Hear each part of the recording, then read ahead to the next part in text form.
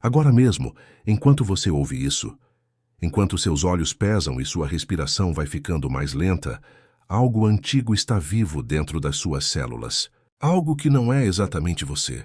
Fragmentos de DNA de uma espécie humana que desapareceu da face da Terra há 30 mil anos, mas que nunca sumiu de verdade. Eles ainda estão aqui, ainda ativos, ainda fazendo parte de quem você é. Pensa nisso por um segundo. Uma espécie foi extinta antes das pirâmides existirem, antes da agricultura, antes de aprendermos a fazer cerâmica, antes de qualquer coisa que chamamos de civilização. E mesmo assim eles não desapareceram completamente, porque em algum lugar do seu genoma, nessa escada retorcida de moléculas que te faz ser quem você é, existem pedaços deles. Instruções escritas por um povo que viveu num mundo tão diferente do nosso que poderia muito bem ser outro planeta. Se você está usando isso para adormecer, é exatamente por isso que eu faço esses vídeos. Então talvez se inscreva no canal e me conta nos comentários de onde você está ouvindo e que horas são. Adoro ver esses comentários. São Paulo de madrugada, Fortaleza ao amanhecer, Belém às 3 da manhã. Todos ouvindo a mesma história antiga. Esse é o mistério dos denisovanos, uma espécie humana que mal sabíamos que existia, descoberta não por enormes depósitos de fósseis ou vastos sítios arqueológicos, mas por um único e minúsculo fragmento de osso de dedo encontrado numa caverna na Sibéria. Um osso. Só isso foi necessário para reescrever a história inteira da evolução humana. Vamos começar pelo mais estranho de tudo. Você é uma mistura. Não no sentido poético e vago que as pessoas costumam usar essa palavra.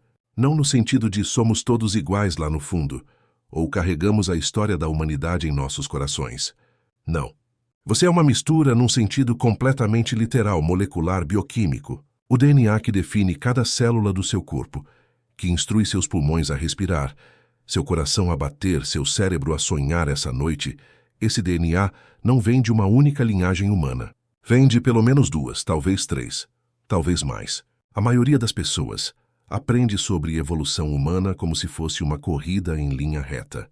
Os primeiros ancestrais africanos, depois o Homo erectus, depois o Homo sapiens, uma espécie substituindo a outra numa progressão ordenada até chegarmos aqui, os humanos modernos, o produto final e refinado de bilhões de anos de evolução. Esse é o conto de fadas. Agora vou te contar o que realmente aconteceu. Durante centenas de milhares de anos, o planeta foi habitado por múltiplas espécies humanas ao mesmo tempo. Não em lugares separados, isoladas umas das outras por oceanos intransponíveis ou pelo espaço sideral. Juntas, compartilhando vales, rios, florestas, recursos, caçando os mesmos animais, dormindo sob os mesmos céus. E às vezes, fazendo algo que a ciência demorou décadas para aceitar, tendo filhos juntos. Os Neandertais são os mais famosos desses primos extintos. Você provavelmente já ouviu falar deles. Pessoas robustas, fortes, com cérebros grandes que viveram na Europa e partes da Ásia por quase 400 mil anos antes de desaparecerem.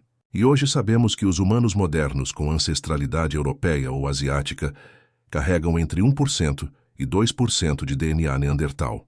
Isso não é metáfora. São sequências reais de nucleotídeos, reais como a cor dos seus olhos, reais como a forma das suas orelhas. Mas os neandertais não são a única história. Existe uma história ainda mais estranha, ainda mais recente, ainda mais incompleta. Uma espécie que quase não deixou fósseis. Uma espécie cujos rostos não conseguimos visualizar com confiança. Uma espécie que descobrimos não por crânios ou esqueletos, mas por um fragmento de osso tão pequeno que poderia caber entre 2 dedos seus. Uma espécie que, ao mesmo tempo em que é quase invisível no registro arqueológico, deixou marcas genéticas em bilhões de pessoas vivas hoje. Os denisovanos. O nome não vem de uma batalha épica ou de uma descoberta dramática numa expedição cinematográfica. Vem de um eremita do século XVIII chamado Denis, que vivia numa caverna nos Montes Altai, na Sibéria, buscando isolamento do mundo. Denis provavelmente não fazia ideia de que havia escolhido um dos sítios arqueológicos mais importantes da história humana. Um lugar que abrigou seres humanos de formas diferentes, por mais de 300 mil anos, e dentro dessa caverna, sepultado em sedimentos depositados ao longo de milênios, estava o fragmento que mudaria tudo. Antes de chegarmos ao fragmento, Precisamos entender o mundo em que essa espécie viveu. Precisamos entender como múltiplas linhagens humanas conviveram neste planeta, como se encontraram, como tiveram filhos, e como uma delas desapareceu da Terra enquanto seus genes sobreviveram dentro de nós. Essa é a história mais antiga que você nunca ouviu, e parte dela está escrita dentro de você. Os Montes Altai se erguem do coração da Ásia Central como a espinha dorsal do mundo. É aqui que a Rússia se funde com a Mongólia, onde o Cazaquistão encontra a China, onde antigas rotas de migração se cruzaram por centenas de milhares de anos. É um lugar remoto, brutalmente frio no inverno, de uma beleza estranha no verão quando os vales se enchem de flores silvestres e os rios correm límpidos com o degelo das neves. É exatamente o tipo de lugar onde você esperaria não encontrar nada de importante, exceto que tem uma caverna, a Caverna Denisova, chamada assim por causa daquele eremita, Denis, que escolheu o local no século XVIII para se isolar do mundo civilizado. Ele provavelmente nem sonhava que estava habitando um dos lugares mais frequentados da história humana. Uma caverna que serviu de abrigo, de forma contínua ou quase contínua, por mais de 300 mil anos. Pensa no que isso significa. 300 mil anos de ocupação. A caverna já era velha quando os neandertais chegaram. Era antiga quando os humanos modernos apareceram. Geração após geração, milênio após milênio. Diferentes espécies humanas vieram a esse lugar, viveram nele, morreram nele, deixaram seus ossos, suas ferramentas e suas fogueiras enterrados nos sedimentos, como as páginas de um livro, escritas uma sobre a outra, cada camada uma nova história. Quando arqueólogos russos começaram escavações sistemáticas na década de 70, o chão da caverna havia se transformado num bolo de camadas de história humana. Cada extrato contava uma história. Ferramentas de pedra de diferentes tradições. Evidências de uso de fogo se estendendo por centenas de milhares de anos. Ossos de animais que haviam sido caçados, esquartejados e consumidos. E misturado com tudo isso, fragmentos dos próprios caçadores. A caverna não era enorme. Não era um sistema de cavernas imenso. Era apenas um modesto vazio de calcário esculpido por um rio antigo, com talvez 30 metros de largura na entrada, se estendendo para dentro da montanha em uma série de câmaras conectadas. Mas sua posição era perfeita, protegida do pior tempo, perto de água fresca, com vista para um vale rico em animais. O tipo de lugar que qualquer humano sensato escolheria como acampamento base. Durante décadas, as escavações avançaram devagar, cuidadosamente, revelando camada após camada de ocupação. Os arqueólogos encontraram restos de neandertais. Encontraram evidências de humanos modernos. Documentaram a transição entre diferentes tecnologias de ferramentas de pedra. O clima em mudança, registrado em pólen e sedimentos. Era um trabalho importante. Arqueologia sólida, mas não revolucionária. Então, em 2008, encontraram algo pequeno. Algo sem aparência de importância. Um fragmento de osso que parecia ser o dedo de uma menina jovem. Tecnicamente é chamado de falange distal, o último osso de um dedo, a parte mais próxima da unha. Esse era minúsculo, talvez 1,5 centímetros de comprimento, provavelmente de uma criança com idade entre 5 e 7 anos. O osso veio da camada 11, fundo na estratigrafia da caverna, de sedimentos datados de entre 30 mil e 50 mil anos atrás, bem no meio da última era do gelo, quando os neandertais ainda vagavam pela Europa e os humanos modernos estavam apenas começando sua expansão pela Eurásia. Na época, ninguém pensou que era algo especialmente importante. Ossos humanos antigos aparecem em sítios arqueológicos o tempo todo. A equipe russa catalogou, fotografou e fez o que pesquisadores costumam fazer com descobertas interessantes que podem render mais informações. Enviaram uma amostra para especialistas. O fragmento de osso viajou para Leipzig, na Alemanha, ao Instituto Max Planck de Antropologia Evolutiva, a um laboratório dirigido por um geneticista sueco chamado Svante Pääbo, que havia passado décadas desenvolvendo técnicas para extrair e sequenciar DNA de restos antigos. O laboratório de Pääbo já tinha feito história. Eles haviam sido os primeiros a sequenciar com sucesso o DNA dos neandertais, provando que o material genético podia sobreviver dezenas de milhares de anos nas condições certas. haviam mostrado que humanos modernos e neandertais haviam se cruzado. Haviam revolucionado nossa compreensão da evolução humana, mas não tinham ideia do que estava escondido naquele ossinho de dedo. A extração inicial parecia rotineira. O DNA antigo está sempre degradado, fragmentado em pedaços minúsculos pelo tempo, pela química e pelo simples processo de decomposição. Você não obtém longas sequências intactas. Obtém fragmentos moleculares que precisam ser painstakingly montados como um quebra-cabeça, onde 99% das peças estão faltando e o 1% restante está quebrado. Mas havia DNA. DNA de boa qualidade, na verdade, preservado pelas condições frescas e estáveis da caverna. A equipe começou a sequenciar, comparando com os genomas de referência que já tinham montado de neandertais e humanos modernos. E foi aí que tudo mudou. O DNA não combinava, não era humano moderno, mas também não era neandertal. As assinaturas genéticas estavam erradas. Os padrões de mutação eram diferentes. Esse fragmento de osso, esse minúsculo pedaço do dedo de uma criança, encontrado numa caverna remota da Sibéria, pertencia a algo completamente diferente. Uma espécie humana que ninguém sabia que existia. A equipe rodou a análise novamente. E de novo. Verificaram contaminação, erros no sequenciamento, qualquer explicação possível que fizesse os dados se encaixarem no quadro conhecido da evolução humana. Nada funcionou. A conclusão era inescapável. Haviam encontrado um novo tipo de humano, um que havia vivido na Ásia, enquanto os neandertais dominavam a Europa, e os humanos modernos ainda estavam principalmente confinados à África. Um que quase não havia deixado rastros de fósseis, um que era completamente desconhecido pela ciência, até que o osso de dedo de uma criança revelou sua existência apenas por meio do DNA. Eles os chamaram de denisovanos, depois da caverna, depois do eremita, que nunca soube que estava vivendo entre os restos dos primos esquecidos da humanidade, e a descoberta estava apenas começando. Aqui está o que você precisa entender sobre o DNA. Em condições normais, ele não dura. No momento em que um organismo morre, a maquinaria molecular que mantinha tudo funcionando começa a se desintegrar. As enzimas que eram cuidadosamente reguladas, de repente ficam descontroladas, cortando e picando o material genético em pedaços cada vez menores. A água penetra, causando reações químicas que destroem os pares de bases. As bactérias se instalam e consomem o que resta. Em dias, semanas no máximo, o DNA se degrada em ruído molecular. É por isso que a pesquisa de DNA antigo parecia impossível durante a maior parte do século XX.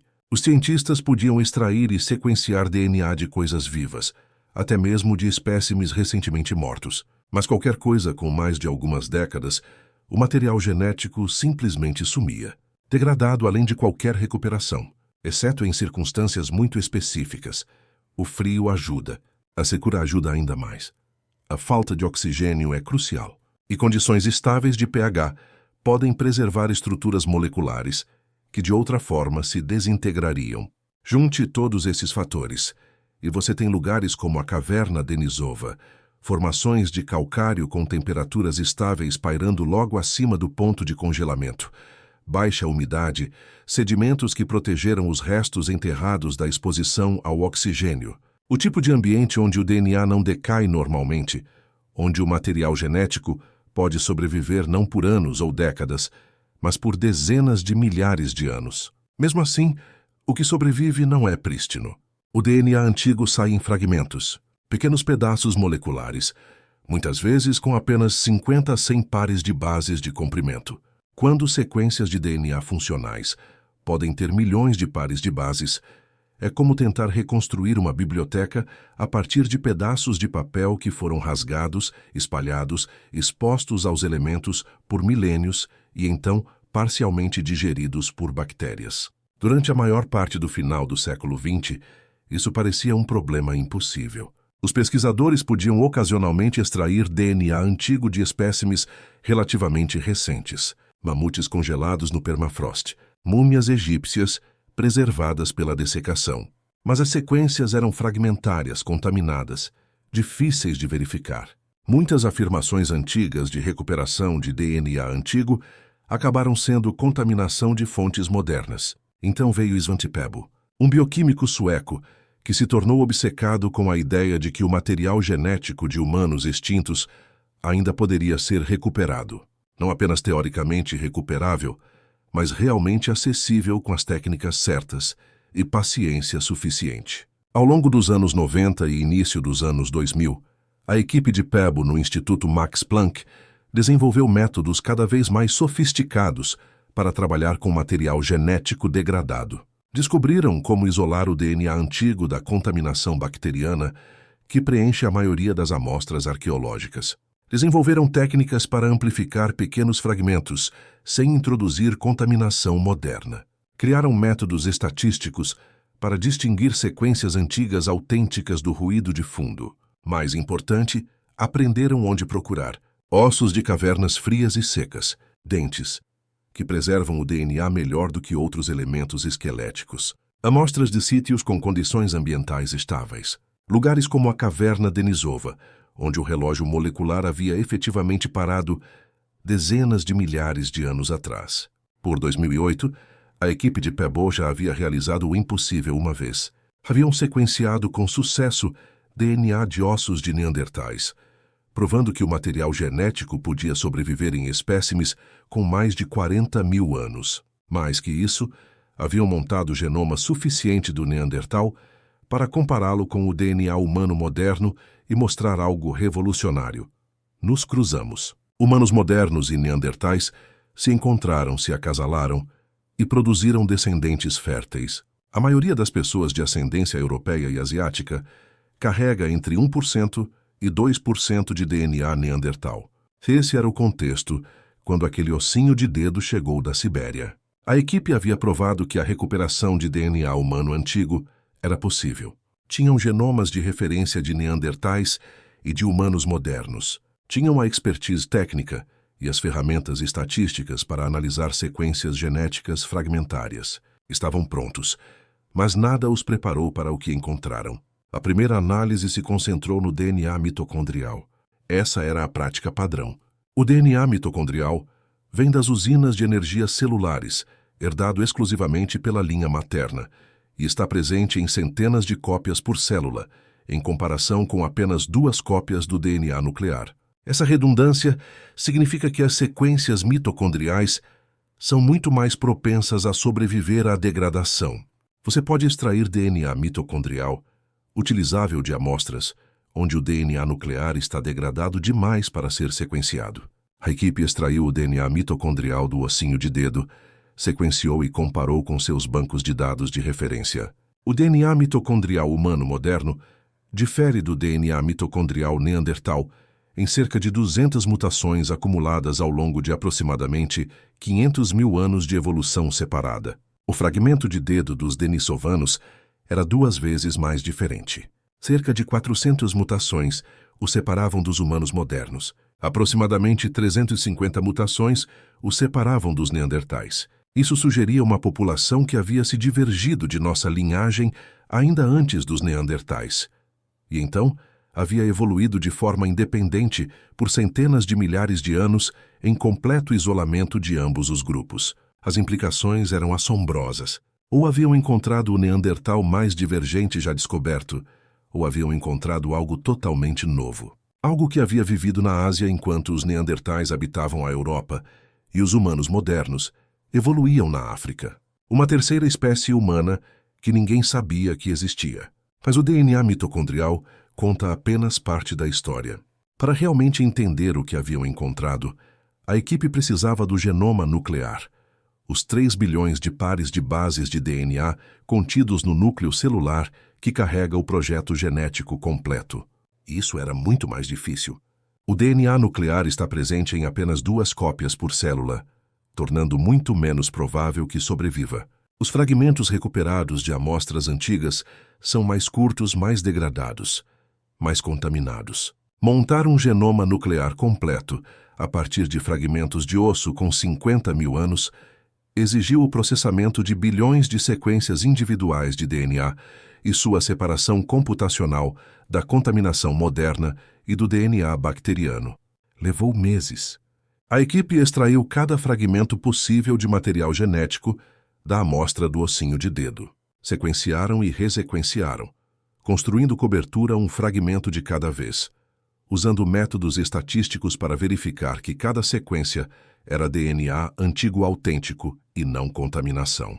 Compararam cada fragmento com os genomas de referência de humanos modernos e neandertais, procurando padrões de semelhança e diferença.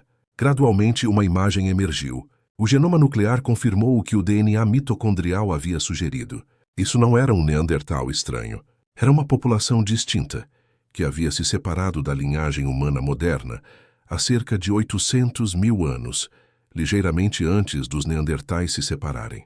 Haviam evoluído de forma independente pela Ásia por 3/4 de 1 milhão de anos.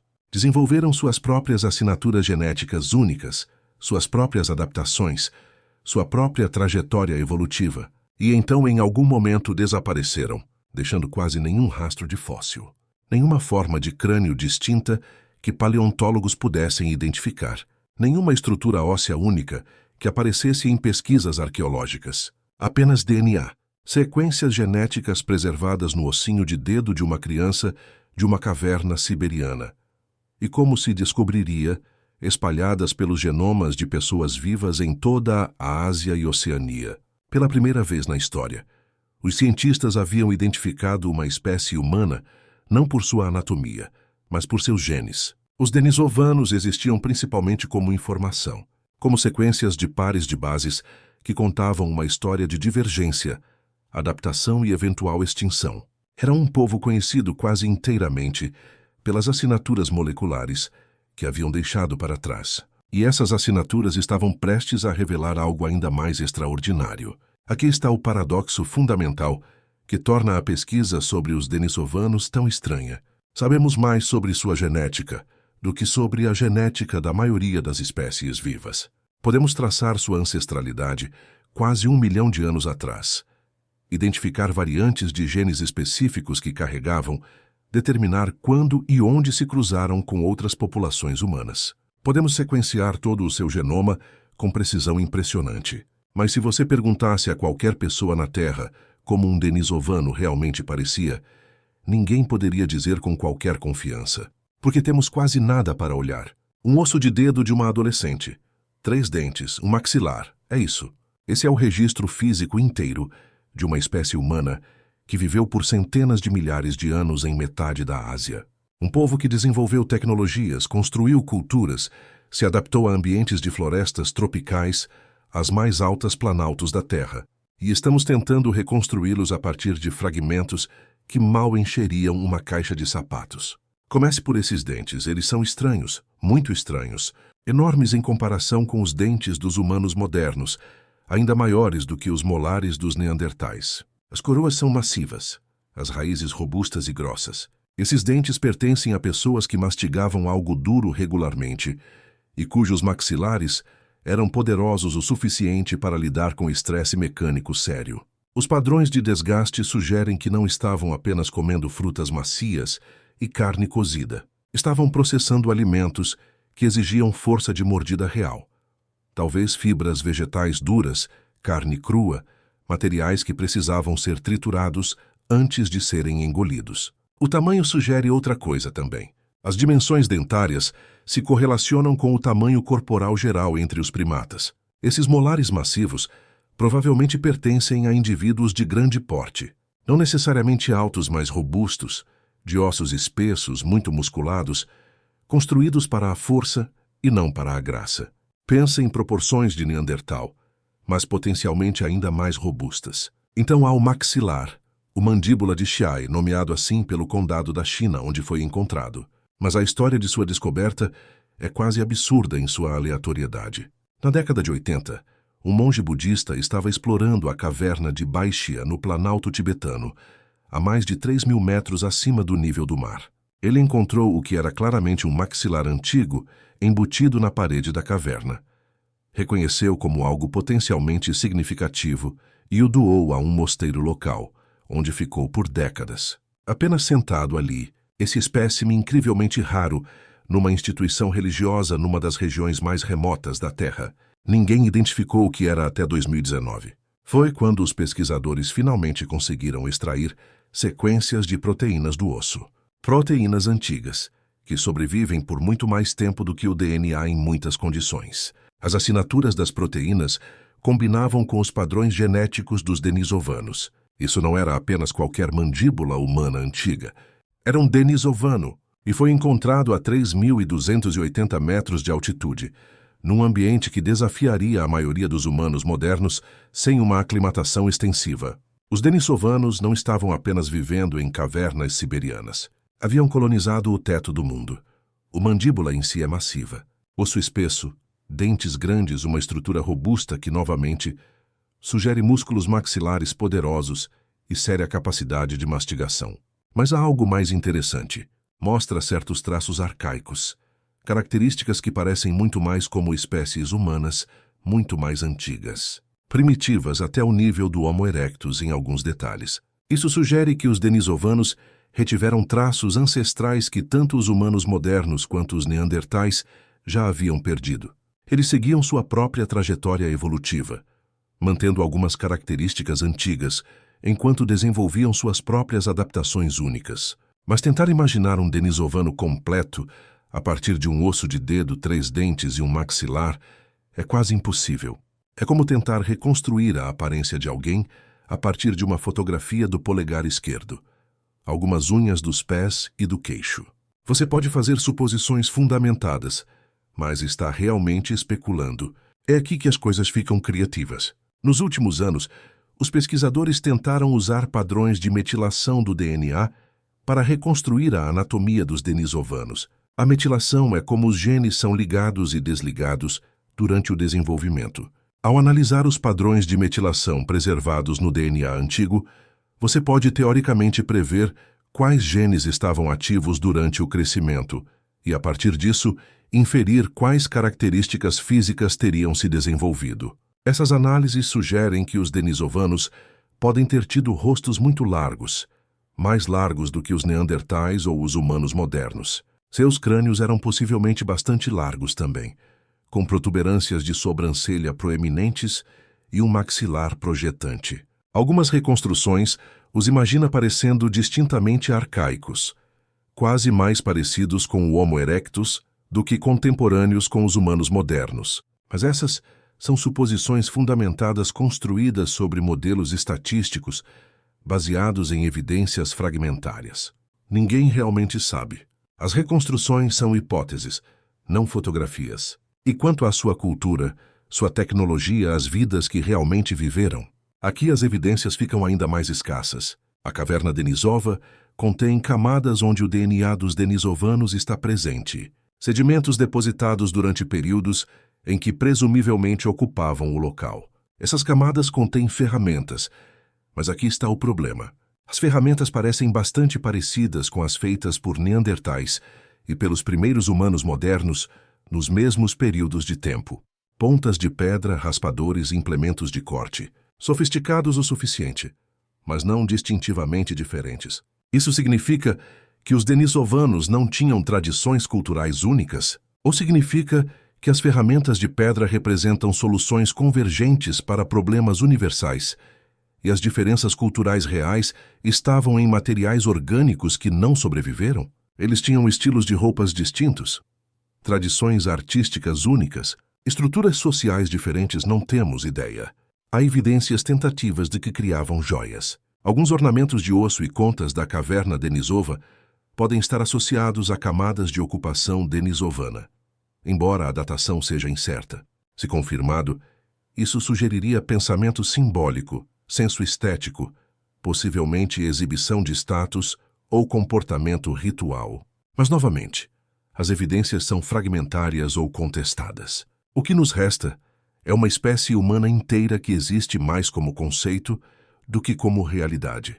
Um povo que prosperou por centenas de milhares de anos, que se adaptou a ambientes da Sibéria aos trópicos, que se cruzou tanto com os neandertais quanto com os humanos modernos em múltiplos locais ao longo de vastas extensões de tempo. Eles eram bem-sucedidos, eram generalizados, eram humanos em todos os sentidos significativos, mas mal conseguimos imaginá-los. Isso é humilhante de uma forma difícil de articular. Um ramo inteiro da humanidade tão real quanto os neandertais, tão realizado quanto qualquer população humana que já existiu. E estamos reconstruindo-os a partir de sombras genéticas e medidas dentárias.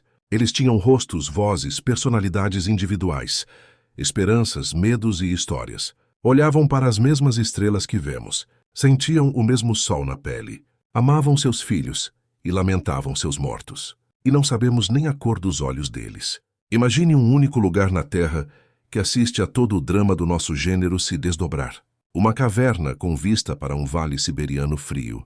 Camadas de sedimento empilhadas como as páginas de um livro. Cada uma registrando um capítulo diferente da presença humana. Não uma espécie, não uma cultura, mas muitas. Chegando e indo, retornando, desaparecendo. Retornando novamente. A caverna Denisova é esse tipo de lugar. Quando os pesquisadores começaram a datar os sedimentos e sequenciar o DNA da própria sujeira, perceberam algo impressionante. Isso não era apenas um esconderijo dos denisovanos. Era uma espécie de condomínio compartilhado. Ao longo de centenas de milhares de anos, 3 tipos diferentes de humanos usaram esta caverna como abrigo. Neandertais a ocuparam. Denisovanos a ocuparam. Mais tarde, os primeiros humanos modernos também passaram por aqui. Seus rastros estão empilhados uns sobre os outros, às vezes separados por dezenas de milhares de anos, às vezes se sobrepondo de maneiras que ainda estão sendo esclarecidas. A mesma caverna, as mesmas fogueiras, diferentes espécies de humanos sentados ao redor do fogo. Em algumas camadas, o DNA é quase puramente denisovano. Em outras, as assinaturas dos neandertais dominam. Mais acima, você começa a ver vestígios que correspondem à nossa própria linhagem. As ferramentas de pedra nem sempre ajudam a diferenciá-las. Uma ponta, um raspador, uma lâmina feita pela mão de um denisovano pode parecer quase idêntica a uma feita por um neandertal. As pedras não vão te dizer de quem eram os dedos que as seguraram. O DNA vai. E então, enterrado nessa história em camadas, os pesquisadores encontraram algo que mudou tudo. Um pedaço quebrado de osso longo, tão pequeno e sem aparência de importância que poderia facilmente ter passado despercebido. Não parecia grande coisa, mas quando sequenciaram seu DNA, perceberam que estavam olhando para uma das peças de evidência mais íntimas de toda a pré-história humana. O osso pertencia a uma adolescente. Ela viveu há cerca de 90 mil anos. A análise genética mostrou algo que ninguém havia visto antes no DNA antigo. Metade do seu genoma parecia neandertal, a outra metade denisovana. Sua mãe era neandertal, seu pai era denisovano. Ela tem um apelido agora, Deni, não um nome de espécie, não um binômio latino, mas um apelido humano, porque é difícil não se sentir próximo de alguém cujos pais podemos identificar ao nível de espécie. Seu genoma não mostra sinais de mistura distante de gerações atrás. Ela é da primeira geração, uma híbrida direta. Um pai de uma espécie humana, um pai de outra. Ambos carregando suas próprias longas histórias evolutivas. Ambos descendentes de sobreviventes de um gargalo genético há quase 1 milhão de anos. O filho deles, sentado em algum lugar perto da entrada dessa caverna, é a prova de que essas histórias ainda estavam entrelaçadas. A existência de Deni nos diz que quando os neandertais e os denisovanos se encontravam, não apenas competiam, pelo menos às vezes formavam famílias, e se tivermos sorte, o fragmento de osso dela não é uma exceção. É um vislumbre de algo que provavelmente aconteceu muitas vezes, em muitos lugares, ao longo de milhares de anos. Para realmente sentir o choque disso, ajuda a imaginar o mundo em que ela viveu. Entre cerca de 50 mil e 100 mil anos atrás, a Eurásia não era um continente dominado por um único tipo de humano. Era um mosaico, uma colcha de retalhos de diferentes espécies humanas, cada uma ocupando suas próprias regiões, seus próprios ambientes preferidos, suas próprias paisagens culturais. Na Europa da Era do Gelo e partes do oeste da Ásia, os neandertais tinham vantagem de campo. Por centenas de milhares de anos, tinham refinado a arte de sobreviver em climas frios e sazonais. Corpos baixos e poderosos, força enorme, cérebros grandes, estratégias de caça complexas afinadas contra mamutes e rinocerontes lanosos, profundo conhecimento das paisagens locais. A leste, os denisovanos percorriam uma variedade impressionante de habitats. Encontramos vislumbres deles na Sibéria, no Planalto tibetano, e através de seu DNA em populações descendentes de pessoas que viveram no Sudeste Asiático e na Oceania, de cavernas de permafrost a florestas tropicais e costas de ilhas. Parecem ter sido os grandes generalistas da Eurásia, confortáveis no ar rarefeito do topo do mundo, mas também presentes em florestas tropicais e possivelmente ao longo de rotas marítimas. Mais ao sul e a oeste, na África, e eventualmente se espalhando pelo Oriente Médio e além, os primeiros Homo sapiens estavam desenvolvendo seu próprio conjunto de estratégias. Corpos mais gráceis, tecnologias flexíveis, mudança cultural rápida, a capacidade de explorar uma gama ridícula de recursos, de moluscos à caça da savana a plantas florestais. Se você pudesse olhar para um mapa dessa época, não com fronteiras políticas, mas com nuvens sobrepostas de presença, você veria a Europa sombreada de Neandertal, grande parte da Ásia continental tocada pelos denisovanos, a África iluminada de Homo sapiens, com tendências da nossa espécie alcançando o levante e ocasionalmente mais longe. Essas nuvens não seriam círculos limpos e separados. Elas iriam se misturar e se sobrepor. Vales onde as rotas de caça dos neandertais encontravam os territórios dos denisovanos. Passagens de montanha, onde os especialistas em grandes altitudes dos denisovanos ocasionalmente desciam e encontravam grupos das terras baixas. Corredores costeiros onde os primeiros humanos modernos saindo da África e do Oriente Próximo se deparavam com vizinhos que já estavam na Eurásia muito antes deles. Cada zona de sobreposição era uma zona de contato potencial para comércio, para conflito, para observação cautelosa à distância e às vezes para intimidade. Por muito tempo, os cientistas assumiram que, se diferentes espécies humanas coexistissem, o contato deve ter sido raro e limitado. Ramos separados em uma árvore evolutiva organizada, um ramo substituindo o outro, uma sucessão ordenada. A genética conta uma história diferente. Pessoas modernas cuja ancestralidade remonta à Europa, ao Oriente Médio e a grande parte da Ásia carregam DNA neandertal. Pessoas com ancestralidade de partes do leste asiático, do Pacífico e das Américas frequentemente carregam DNA denisovano distinto também. Não são vestígios pequenos e únicos. Em algumas populações, vários % do genoma claramente descende desses outros humanos. Para deixar esse tipo de assinatura, os encontros não poderiam ter sido extremamente raros. Devem ter acontecido repetidamente, ao longo de milhares de anos, em diferentes regiões, em diferentes circunstâncias, às vezes talvez com violência, às vezes em aliança, às vezes de maneiras humanas mais comuns e complicadas que nunca poderemos reconstruir completamente. A caverna denisova nos dá um ponto de dados extraordinário. Deni, a híbrida da primeira geração.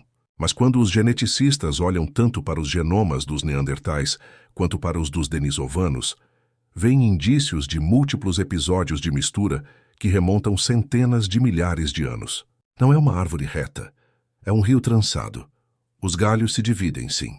As populações divergem. Os neandertais vão de um jeito, os denisovanos de outro, os Homo sapiens de outro. Mas então os canais se reúnem por um tempo. A água de um galho flui para outro, mistura, e então se separa novamente. Geração após geração, os limites se borram. A velha imagem da evolução humana, uma espécie se transformando em outra em uma progressão limpa e passo a passo, começa a parecer mais uma conto de fadas do que uma descrição da realidade. A verdade, tanto quanto podemos dizer, é mais confusa e mais interessante. Por longas extensões de tempo, não havia a espécie humana. Havia espécies humanas, no plural, todas inteligentes, todas capazes, todas moldadas pelo mesmo antigo gargalo genético, mas cada uma se adaptando a seu próprio nicho ecológico.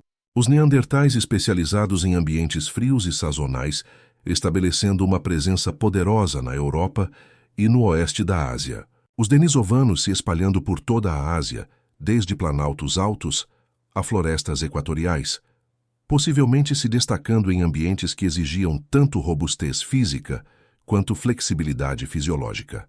Os Homo sapiens, inicialmente confinados à África, aperfeiçoando um tipo diferente de flexibilidade cultural e tecnológica, antes de se expandir para territórios já reivindicados por outros. Eles não eram experimentos isolados, cada um em seu próprio laboratório fechado. Eles se viam. Aprendiam uns com os outros, talvez copiando ferramentas, talvez perseguindo os mesmos rebanhos, talvez contando histórias sobre as pessoas estranhas além da próxima cordilheira. E às vezes tinham filhos juntos, cujos descendentes ainda estão vivos hoje. Quando você pensa nisso, sua própria identidade se torna um pouco mais fluida. As fronteiras entre nós e eles começam a se dissolver. Os neandertais não são apenas um primo extinto. Os denisovanos não são apenas um fantasma misterioso nos sedimentos de cavernas. Eles são fios na tapeçaria que se tornou você. Quando nosso próprio ramo de humanos começou a se expandir decisivamente para fora da África, o palco já estava lotado. As evidências genéticas sugerem que uma onda particularmente importante de Homo sapiens saiu em algum momento entre 60 mil e 70 mil anos atrás. Não os primeiros humanos a jamais pisar além da África. Já havia excursões anteriores, mas a onda cujos descendentes eventualmente circundariam o globo. Eles não caminharam para um mundo vazio. À medida que se moviam ao longo das costas da Península Arábica, contornando desertos e seguindo o litoral que oferecia mariscos, peixes e água doce, estavam entrando em paisagens que haviam sido território dos denisovanos e dos neandertais por centenas de milhares de anos. A oeste e ao norte, os neandertais mantinham sua posição. A leste e nordeste, as populações denisovanas estavam espalhadas por uma vasta extensão fragmentada. Montanhas, florestas, vales de rios, talvez cadeias de ilhas. O mapa daquela época, se pudéssemos vê-lo, mostraria bandos de Homo sapiens abraçando costas e corredores de rios, sondando o interior onde a caça e o clima permitissem. À frente deles, nas bordas do desconhecido, viviam outros humanos. Não monstros mitológicos, não homens das cavernas sem rosto, pessoas. Como seria esse primeiro contato real? Nunca saberemos o dia exato, o lugar exato. Pode ter sido num vale estreito, em algum lugar do centro ou sul da Ásia. Pode ter sido numa beira de floresta, onde um rio emergia numa planície de inundação. Pode ter acontecido mais de uma vez em diferentes regiões, separadas por séculos. Mas a genética nos diz algo simples e assombroso. Quando nossos ancestrais e os denisovanos se encontraram, não mantiveram distância para sempre. Tiveram filhos juntos. Então imagine um pequeno grupo de Homo sapiens movendo-se lentamente por terreno desconhecido. Carregam ferramentas que pareceriam familiares em toda a África. Lâminas finamente trabalhadas, pontas que poderiam ser fixadas em lanças, talvez contas ou conchas perfuradas usadas como ornamentos. Sua linguagem, fosse como fosse, permite-lhes coordenar caçadas, descrever lugares, contar histórias sobre de onde vieram. Numa manhã vem fumaça numa crista distante. Não uma floresta incendiada por um raio, mas a fina e cuidadosa coluna de um fogo mantido. Eles não estão sozinhos. De perto, os estranhos são ao mesmo tempo familiares e estranhos. Os denisovanos provavelmente eram robustos de constituição, talvez mais como os neandertais do que como nós, moldados por vidas em climas severos e terrenos acidentados. Mas seus olhos teriam sido inteligentes, suas mãos habilidosas, seus gestos propositais. Essas eram pessoas que conheciam sua terra, teriam trilhas de caça, mapas mentais de fontes de água, memórias de estações e tempestades, canções ou histórias que codificavam todas essas informações passadas de geração em geração. Os primeiros encontros podem ter sido cautelosos, observando de longe, acompanhando-se mutuamente ao longo de um rio, deixando uma carcaça intocada em locais de abate, notando mais tarde que alguém a havia esquartejado com ferramentas muito parecidas com as suas. Pode ter havido confrontos, gritos, exibições de armas, recuos mútuos. Pode ter havido trocas. Um pedaço de pedra incomum por uma pele preparada com uma técnica que você não reconhece bem. Uma palavra ou duas aprendidas, testadas na língua, repetidas com uma risada quando pronunciadas errado. O padrão de DNA sugere que, ao longo do tempo, a cautela às vezes se suavizou em algo mais íntimo. Quando os geneticistas olham para os genomas de pessoas de hoje, cuja ancestralidade remonta à Melanésia, à Austrália aborígene e a alguns grupos do Sudeste Asiático, encontram um fato impressionante. Até 5%, às vezes mais, de seu DNA vem claramente dos denisovanos, não dos neandertais. Os denisovanos Esse tanto de DNA não vem de um único encontro breve. Sugere que, em algumas regiões, os descendentes daqueles migrantes africanos e as populações locais denisovanas interagiram ao longo de muitas gerações, tempo suficiente para crianças de ancestralidade mista crescerem, terem seus próprios filhos e para essas linhagens persistirem. A região mais provável para pelo menos um desses grandes eventos de mistura é em algum lugar no Sudeste Asiático, ou em seus portões. Talvez o Sudeste Asiático continental. Talvez Sundalanda, a massa terrestre agora submersa, que um dia conectou grande parte da Indonésia ao continente asiático. Talvez as cadeias de ilhas próximas. Imagine florestas tropicais densas, deltas de rios, costas de manguezais, crocodilos em águas lamacentas, pássaros gritando do dossel. E em algum lugar nesse vasto labirinto verde, dois tipos de humanos compartilhando um acampamento pela noite. Talvez um bando de Homo sapiens seguindo a costa tenha encontrado denisovanos que já viviam ali há milhares de anos. Os denisovanos saberiam sobre as marés, as plantas venenosas, os peixes que podiam ser facilmente apanhados com lanças ou armadilhas. Nossos ancestrais poderiam ter trazido novos tipos de ferramentas, novas formas de organizar o trabalho, novas canções. O comércio teria sido simples no começo. Comida por pedra, peles por ornamentos, informação por informação.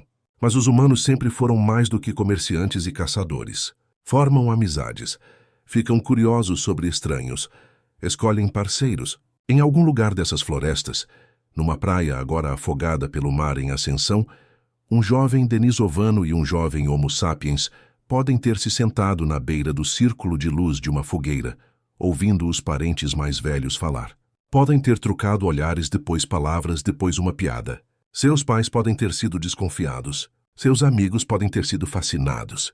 Os sentimentos não respeitam as fronteiras entre espécies, especialmente não quando essas espécies são tão intimamente relacionadas quanto todos os três humanos pós-gargalo genético eram. A distância genética entre um denisovano e um Homo sapiens não era como a lacuna entre nós e os chimpanzés. Era mais próxima, mais suave. Uma criança nascida de tal união teria sido completamente humana em todos os sentidos significativos. 2 braços, 2 pernas, uma cabeça cheia de perguntas. Aprenderia qualquer idioma que ouvisse primeiro, qualquer história que lhe fosse contada, qualquer habilidade que seus pais valorizassem. Da perspectiva da aldeia ou do bando, as questões eram provavelmente práticas, não filosóficas. Essa criança pode caçar, pode coletar, pode ajudar a cuidar dos irmãos, pode lembrar onde estavam os poços d'água. Enquanto a resposta fosse sim, sua ancestralidade mista seria um detalhe interessante, não uma crise metafísica. Os estudos genéticos sugerem que isso não aconteceu apenas uma vez. Há sinais de pelo menos 2 linhagens denisovanas distintas, contribuindo DNA para os humanos modernos. Uma linhagem está mais fortemente representada nas populações da Melanésia e da Austrália aborígene. Outra deixa um sinal menor, mas geneticamente distinto, nas populações do leste asiático, sugerindo pelo menos 2 grandes pulsos de cruzamento, provavelmente separados por longas distâncias e longos períodos de tempo. Talvez no sudeste asiático ou próximo, alimentando os ancestrais de pessoas que eventualmente cruzariam lacunas de água e se estabeleceriam na Nova Guiné e na Austrália. Outro talvez mais ao norte ou a oeste da Ásia, envolvendo os ancestrais de alguns grupos do leste asiático. Imagine-os como 2 capítulos de uma longa história trançada. Num capítulo, bandos costeiros de Homo sapiens encontram denisovanos adaptados a florestas tropicais e arquipélagos. Seus filhos carregam genes denisovanos, que, entre outras coisas, ajudarão mais tarde nas respostas imunológicas a doenças locais e possivelmente no metabolismo de novos alimentos. Em outro capítulo, mais ao norte ou no interior, um conjunto diferente de grupos Homo sapiens encontra uma população denisovana diferente, talvez uma mais sintonizada com florestas temperadas ou terras altas. Aqui também algumas famílias cruzam linhas entre espécies. Aqui também genes migram. Esses genes denisovanos não ficaram quietos. Alguns foram ativamente favorecidos pela seleção natural. Variantes que ajudavam a processar oxigênio de forma eficiente em grandes altitudes. Variantes que ajudavam a desintoxicar certas plantas. Variantes que ajustavam os sistemas imunológicos. Todas essas poderiam se espalhar pelas populações de Homo sapiens porque eram genuinamente úteis.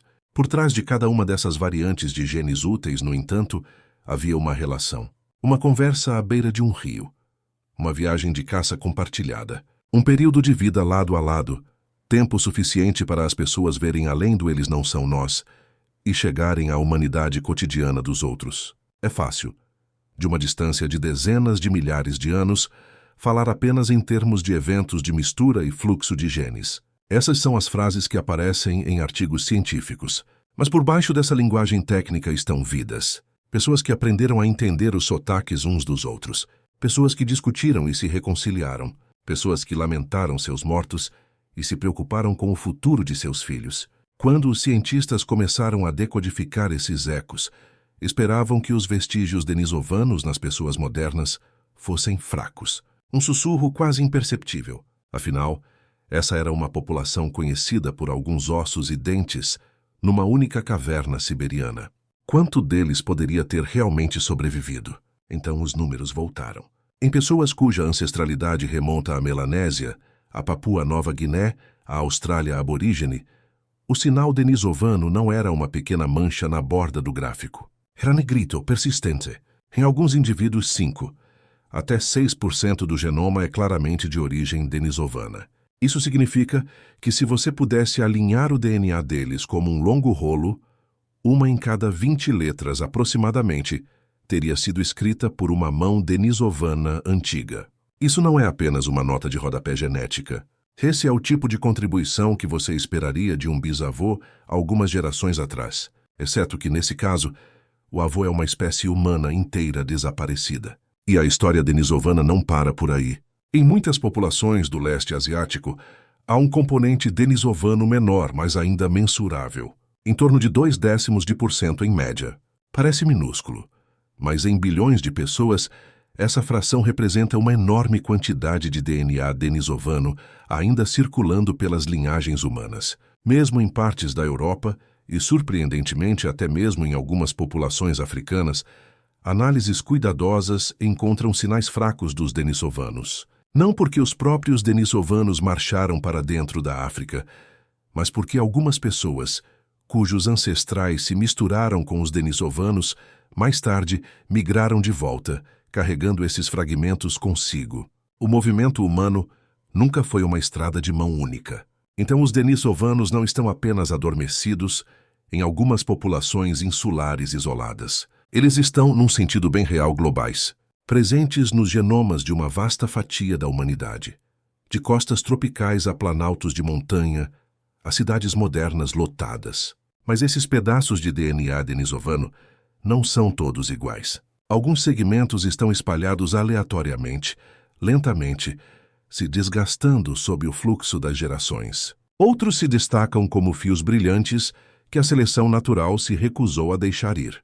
Um desses fios sobe alto até o céu no ar fino e brilhante do Planalto tibetano, onde os níveis de oxigênio caem e muitos visitantes das terras baixas lutam para respirar.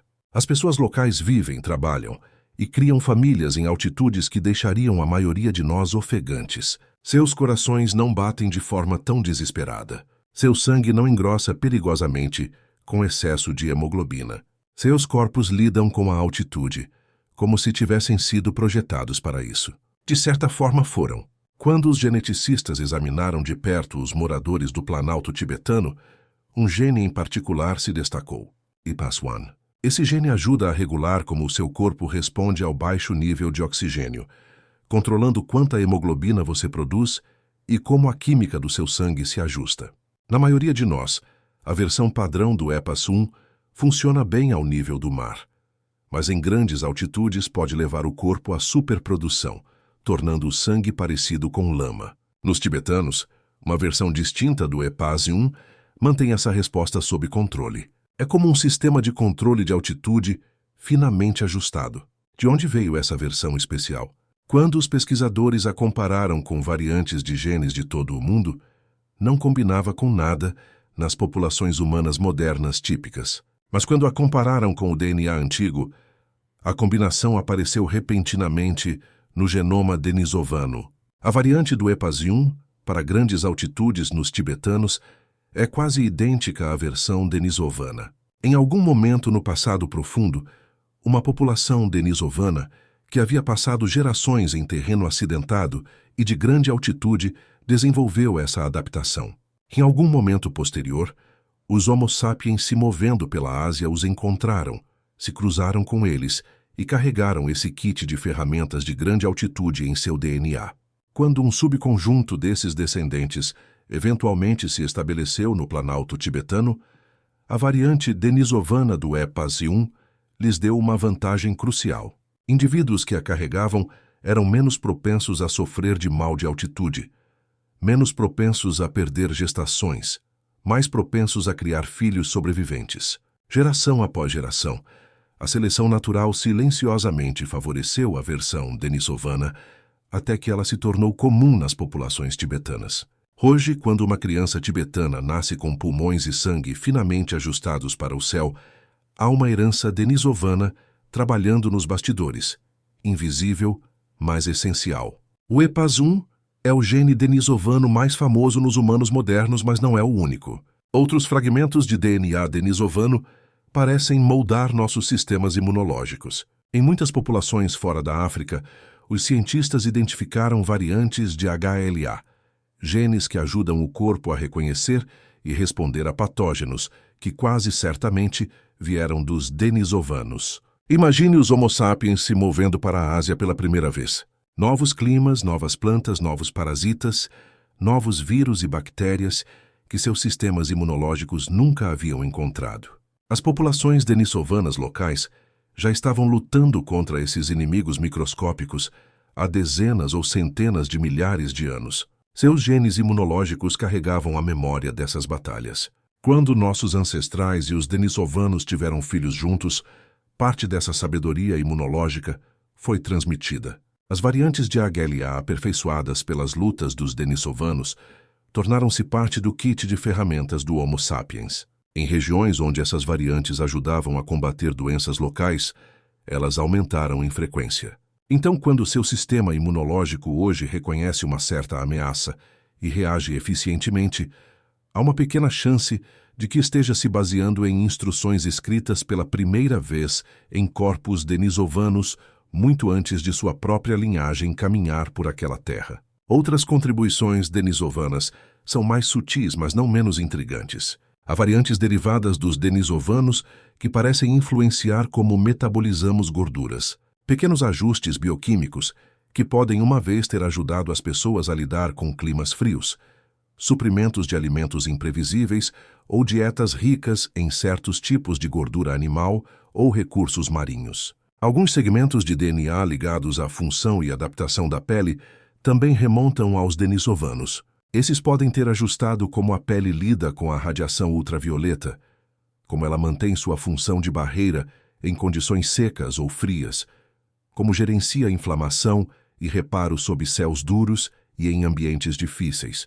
Tal ajuste fino pode fazer a diferença entre prosperar e apenas sobreviver.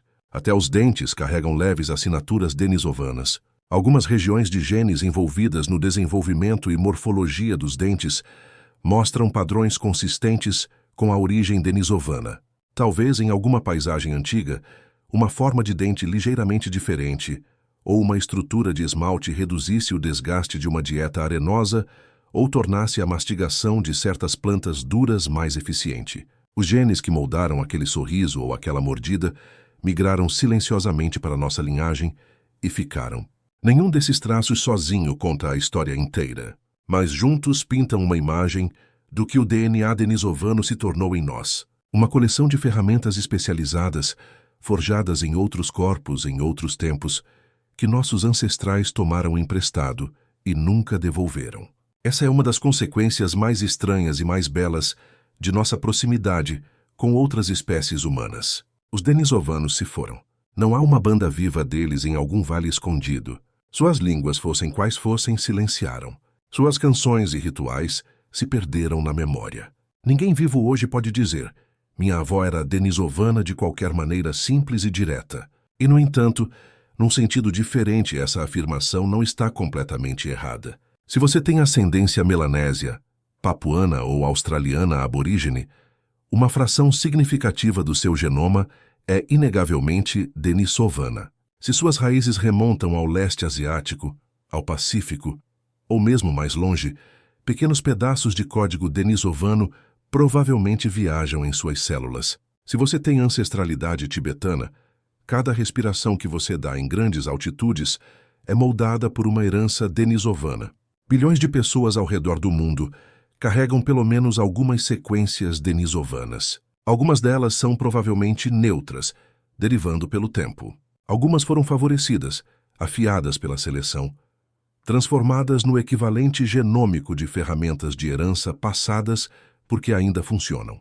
A linhagem que chamamos de denisovana terminou, mas sua história não terminou. Ela ramificou e fluiu para a nossa.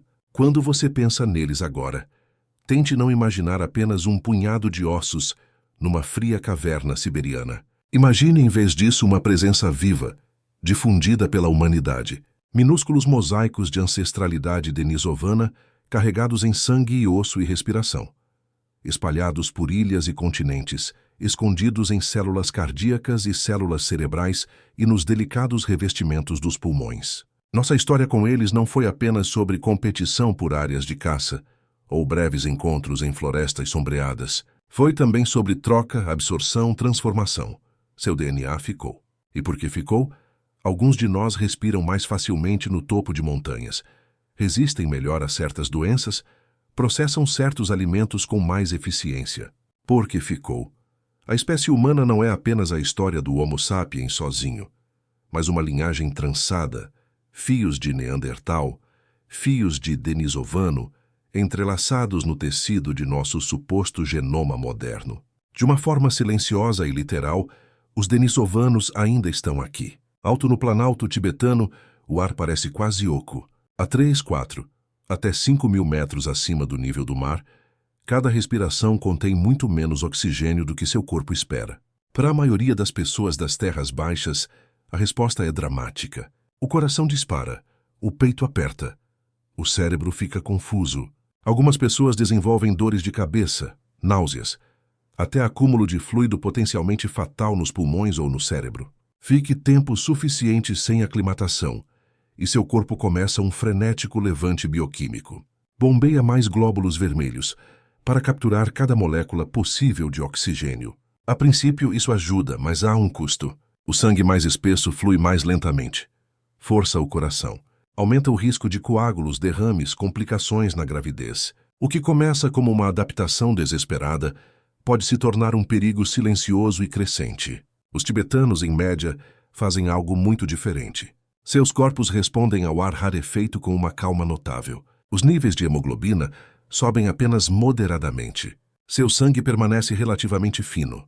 Seus corações menos sobrecarregados. Suas gestações, muito mais seguras do que você esperaria nessa altitude. As crianças crescem e se desenvolvem lá, não como hóspedes frágeis, mas como nativos. Por muito tempo, ninguém sabia por quê.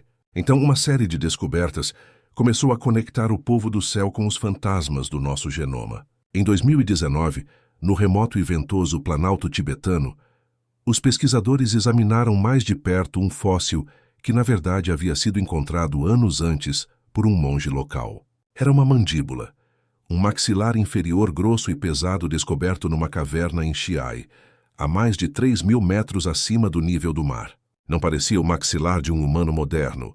Faltava o queixo que temos como garantido. Os dentes eram largos e resistentes. Quando os cientistas tentaram extrair o DNA, o material genético estava degradado demais pelo tempo e pela altitude. Mas havia outra abordagem. Eles recorreram a proteínas antigas preservadas no fóssil. Fragmentos moleculares, que ainda podem carregar uma assinatura evolutiva. O resultado foi surpreendente. O maxilar de Chiai não correspondia ao Homo sapiens, não correspondia aos neandertais. Seus parentes mais próximos conhecidos, com base nessas proteínas sobreviventes, eram os denisovanos. Em outras palavras, há pelo menos 160.000 anos, muito antes de o Homo sapiens ter se espalhado amplamente pela Ásia, uma população de denisovanos estava vivendo em extrema altitude no Planalto tibetano. Isso não era uma excursão breve. Para deixar um fóssil ali para fazer parte de um ecossistema local, Eles precisariam ter sobrevivido ao frio, ao vento, ao ar rarefeito por gerações. Tempo suficiente para a seleção natural testar cada fraqueza e recompensar cada pequena vantagem. Em algum lugar nessa longa experiência com a vida no céu, uma versão particular de um gene chamado EPAS1 começou a se espalhar.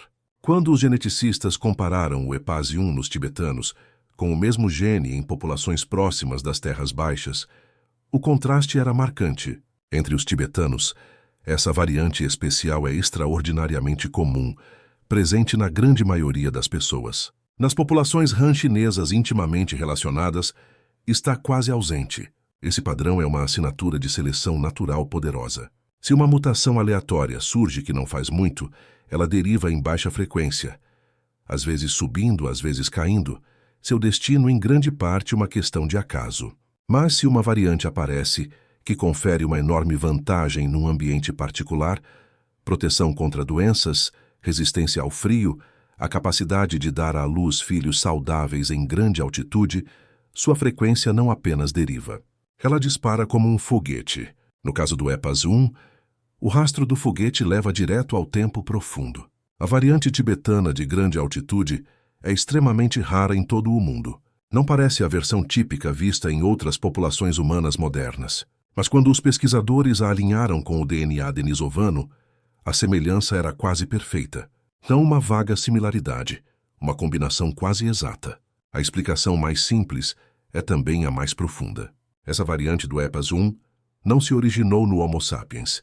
Ela evoluiu nos denisovanos, provavelmente em populações como as que deixaram o maxilar de Chiari naquela caverna acima das nuvens. Mais tarde, quando os Homo sapiens se expandindo pela Ásia os encontraram e se cruzaram com eles, alguns de seus filhos herdaram esse kit de ferramentas de grande altitude. Quando um subconjunto desses descendentes eventualmente se estabeleceu no planalto tibetano, a variante denisovana do EPAS1 deu-lhes uma vantagem crucial.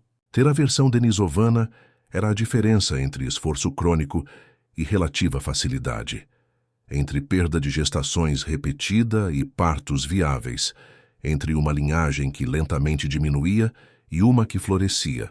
Ao longo de milhares de anos, geração após geração, a seleção natural silenciosamente amplificou esse gene denisovano, emprestado até que, nos tibetanos modernos, ele se tornou quase universal. O EPAS1 é o caso mais claro que conhecemos, mas pode não ser o único presente denisovano para as pessoas que vivem em ambientes extremos. Os estudos de genoma identificaram outras regiões em populações tibetanas e de terras altas vizinhas que mostram sinais de adaptação à altitude, variantes que afetam as vias do óxido nítrico, a função dos vasos sanguíneos, o metabolismo do ferro, até o desenvolvimento dos pulmões. Algumas dessas regiões também apresentam indícios de origem arcaica, com padrões que não se encaixam muito bem na diversidade humana moderna típica. O quadro ainda está turvo. O DNA antigo é difícil de obter em muitas partes da Ásia. Os fósseis denisovanos são raros, mas à medida que mais genomas são sequenciados, mais ecos sutis estão emergindo. Possíveis contribuições denisovanas para adaptações de grande altitude em populações ao redor do Himalaia e até em partes dos Andes, onde alguns sinais podem representar soluções paralelas e outros, soluções emprestadas. É muito cedo para dizer quantas dessas adaptações são verdadeiramente de origem denisovana. Mas a história do EPAS1 oferece um modelo. Humanos antigos se movendo para paisagens severas, encontrando primos locais que já haviam enfrentado essas condições há eras e partindo com algumas de suas soluções codificadas diretamente em seu DNA. Isso reformula o que o cruzamento entre espécies significou. É tentador imaginar humanos antigos como espécies rivais presas numa luta de soma zero.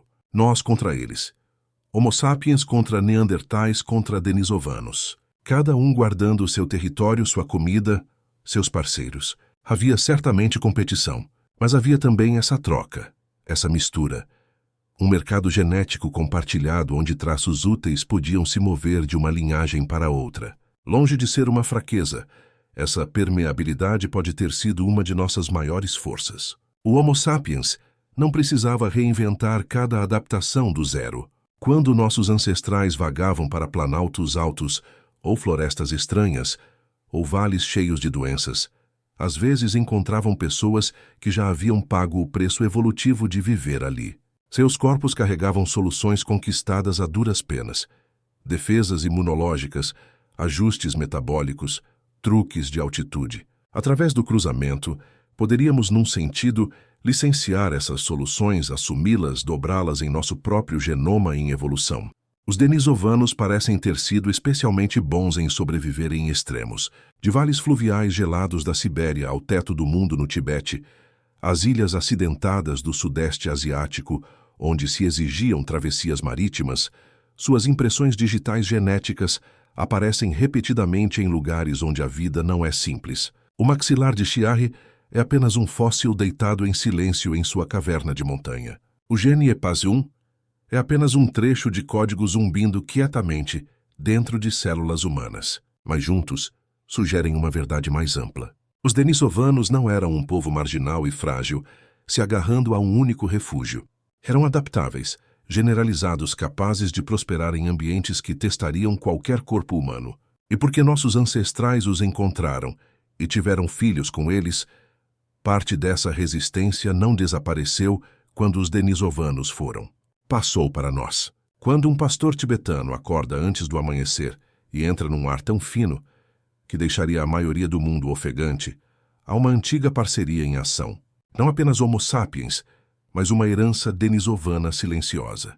Um lembrete de que o sucesso humano nunca foi a história de uma única espécie isolada, mas de uma família de humanos se sobrepondo no tempo e no espaço, compartilhando não apenas terras e ferramentas, mas genes. Alto acima das nuvens, em cada respiração que vem facilmente, os denisovanos sobrevivem. A primeira coisa a entender é que os denisovanos não desapareceram num mundo calmo e estável. Eles viveram no Pleistoceno tardio, uma época em que o clima não simplesmente derivava. Ele solavancava. As calotas de gelo avançavam e recuavam como uma maré moída lenta. As florestas se tornavam pastagens, depois florestas novamente. As linhas costeiras se deslocavam dezenas de quilômetros à medida que os níveis do mar subiam e desciam. Os rios mudavam de curso. Ecossistemas inteiros apareciam e desapareciam dentro do espaço de alguns milhares de anos. Para uma espécie espalhada desde os vales fluviais gelados da Sibéria até as úmidas ilhas do Sudeste Asiático, essa instabilidade era tanto uma oportunidade quanto uma ameaça. Quando o gelo avançava, os habitats do norte encolhiam ou desapareciam. Os animais de rebanho migravam para o sul. Novos corredores se abriam. Antigos se fechavam. Quando o gelo recuava, novas terras eram expostas, mas áreas de caça familiares eram inundadas por mares em ascensão. Uma população poderia prosperar por milhares de anos ao longo de uma rica plataforma costeira, apenas para ver essa plataforma engolida pelo oceano, seu povo forçado para o interior, para territórios já ocupados. Os denisovanos haviam provado que podiam se adaptar. Grandes altitudes, frio profundo, florestas tropicais. Encontraram todos esses desafios e sobreviveram. Mas a adaptação leva tempo. E tempo era exatamente o que o clima do Pleistoceno tardio continuava tirando. Cada mudança rápida os atingia como um desastre em câmera lenta. Não um asteroide no céu, mas centenas de pequenos cortes. Uma espécie de presa-chave saindo do alcance. Um vale secando. Uma rota de migração bloqueada por glaciares avançando. Uma pátria de baixa altitude afogada à medida que os níveis do mar subiam no fim de uma era glacial. Em isolamento, qualquer um desses problemas poderia ser gerenciável. Juntos, camadas ao longo de dezenas de milhares de anos transformaram a sobrevivência num constante ato de equilíbrio. E então, para esse mundo em turbulência, chegamos nós. O Homo sapiens havia evoluído na África sob as mesmas pressões climáticas amplas, mas com um conjunto diferente de respostas. Quando pequenos bandos de nossa espécie começaram a se derramar pelo Oriente Médio e, mais profundamente, pela Eurásia por volta de 60 mil anos atrás, carregavam consigo um estranho novo kit de ferramentas. Não apenas lâminas de pedra ou fogo, mas algo mais difícil de ver no registro fóssil. Redes sociais densas, inovação cultural rápida, a capacidade de mover informações pelo espaço e pelo tempo com velocidade extraordinária. Onde os denisovanos e os neandertais parecem ter vivido em grupos relativamente pequenos e dispersos, o Homo sapiens gradualmente costurou esses grupos juntos. Redes comerciais de longa distância em obsidiana, conchas, pigmentos. Estilos compartilhados de ferramentas e ornamentos em vastas regiões. Evidências de que as ideias podiam viajar mais longe do que qualquer pessoa já havia caminhado. Esse tipo de conectividade é uma força evolutiva por si só. Se um grupo denisovano em algum lugar aperfeiçoasse uma nova técnica de caça, ela poderia se espalhar lentamente, irradiando por bandos vizinhos ao longo de gerações, se é que se espalhava. Se um grupo de Homo sapiens fizesse o mesmo, a ideia poderia saltar centenas de quilômetros em algumas vidas, carregada por laços matrimoniais, parceiros de troca, aliados visitantes. Num mundo onde o ambiente não ficava parado, os vencedores não eram necessariamente os mais fortes, ou mesmo os mais inteligentes em algum sentido absoluto. Eram os que podiam redesenhar seu modo de vida mais rapidamente. O Homo sapiens parecia ser particularmente bom nisso. Então, quando nossos ancestrais se moveram para a Ásia, não eram apenas mais um primo na paisagem. Eram uma frente em movimento de populações que podiam se recuperar rapidamente das perdas, reagrupar e adaptar suas estratégias em tempo real. Redes maiores significavam mais parceiros, o que significava mais mistura genética, o que reduzia o cruzamento entre parentes e amortecia contra desastres locais. Mais mentes em contato significava mais experimentos, mais inovações, mais chances de algo útil se espalhar. Para os denisovanos, encontrar o Homo sapiens pode ter parecido inicialmente como apenas mais um encontro com vizinhos estranhos. Provavelmente houve trocas de bens, de técnicas e de genes. Alguns grupos denisovanos provavelmente se beneficiaram dos contatos com esses recém-chegados, adotando ferramentas ou estratégias que funcionavam. Mas ao longo de milhares de anos, o equilíbrio começou a mudar. Imagine um mosaico de territórios pela Ásia. Em algumas regiões, os denisovanos são numerosos. Sua presença profunda, suas adaptações finamente ajustadas às condições locais. Em outras, são mais escassos. Seus assentamentos finos, sua posição na terra mais tênue. Agora imagine os grupos de Homo sapiens chegando às margens deste mosaico. Eles se estabelecem em lugares onde a presença denisovana é fraca, ou onde as mudanças climáticas recentes criaram aberturas, vales abandonados, costas recém-expostas, corredores de rios seguindo o gelo em recuo. Eles se expandem, juntam-se a bandos vizinhos, crescem em número. Em áreas onde ambas as espécies se encontram, há cruzamento, algum conflito, alguma cooperação. Com o tempo, dois processos diferentes se desdobram juntos. O primeiro é a competição clássica. Em certos ambientes, o Homo sapiens pode simplesmente ter sido melhor em extrair mais comida, mais filhos, mais aliados da mesma paisagem. Estratégias de caça mais eficientes, dietas mais flexíveis, divisão mais complexa do trabalho entre os indivíduos. Nesses lugares, os grupos denisovanos poderiam lentamente perder terreno. Não catastroficamente, não de uma vez, mas através de uma redução gradual de seus territórios, um declínio no tamanho do grupo, uma redução no número de lugares seguros onde seus filhos podiam crescer. O segundo processo é mais silencioso e, em certos aspectos, mais profundo: a absorção. A genética nos dá uma pista inesperada. As populações modernas na Ásia, na Oceania e em partes das Américas não carregam quantidades mínimas de DNA denisovano em apenas um pulso, como se houvesse tido um único episódio breve de mistura. Em vez disso, os padrões sugerem múltiplos episódios espalhados pelo tempo e pelo espaço. Diferentes segmentos denisovanos, em diferentes populações, alguns mais antigos, alguns mais jovens. Isso parece menos com uma única colisão e mais com um longo e complicado relacionamento.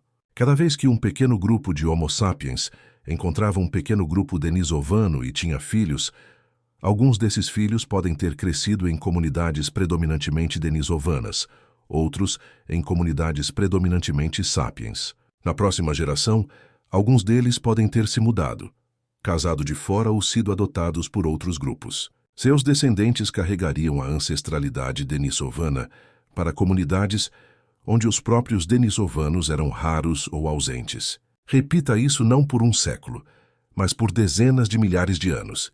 Lentamente, o limite genético entre as duas espécies se torna turvo. Em algumas regiões, os denisovanos podem ter permanecido distintos por muito tempo, mantendo suas próprias tradições, suas próprias identidades, mesmo enquanto se misturavam nas bordas.